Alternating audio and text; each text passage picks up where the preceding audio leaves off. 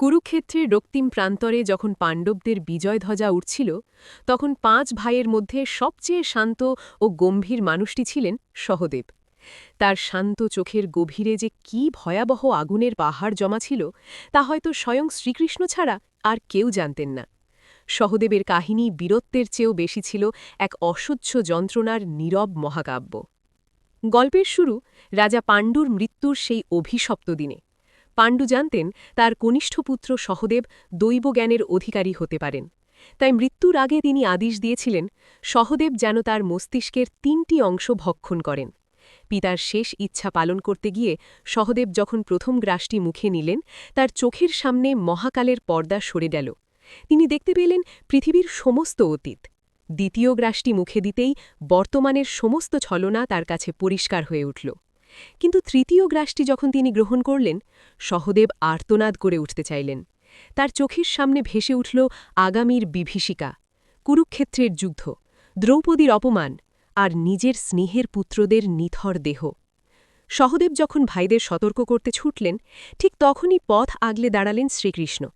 তিনি জানতেন সহদেব সব বলে দিলে নিয়তির চাকা থমকে যাবে এবং অধর্মের বিনাশ হবে না। কৃষ্ণ সহদেবকে অভিশাপ দিয়ে বললেন, সহদেব, তুমি যদি আগাম একটি শব্দেও উচ্চারণ করো তবে তোমার মস্তক শতধা বিভক্ত হবে।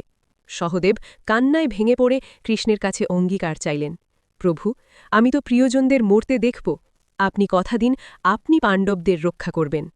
কৃষ্ণ মৃদু হেসে তথাস্তু বললেন, আর সেই দিন থেকেই শুরু হল সহদেবের পাথর চাপা নীরবতা। ভেবে দেখুন সেই মুহূর্তগুলো। পাশা খেলায় যখন যুধিষ্ঠির সব হারাতেন সহদেব জানতেন পরবর্তী চালে কি হবে, কিন্তু তিনি নির্বাক ছিলেন।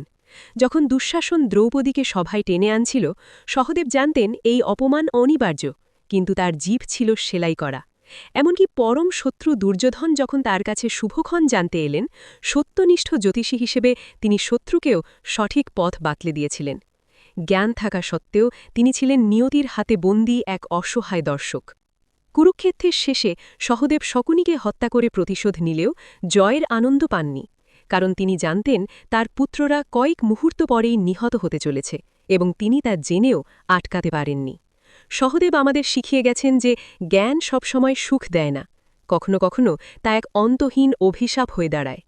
হিমালয়ের পথে যখন তিনি শেষ নিঃশ্বাস ত্যাগ করলেন তখন যুধিষ্ঠির বুঝতে পেরেছিলেন সহদেবের একমাত্র আক্ষেপ ছিল, আমি সব জানতাম, কিন্তু কেউ কোনোদিন আমাকে জিজ্ঞাসা করল না। এই মৌন যন্ত্রণাই সহদেবকে মহাভারতের সবচেয়ে রহস্যময় ও মহান চরিত্রে রূপান্তরিত করেছে।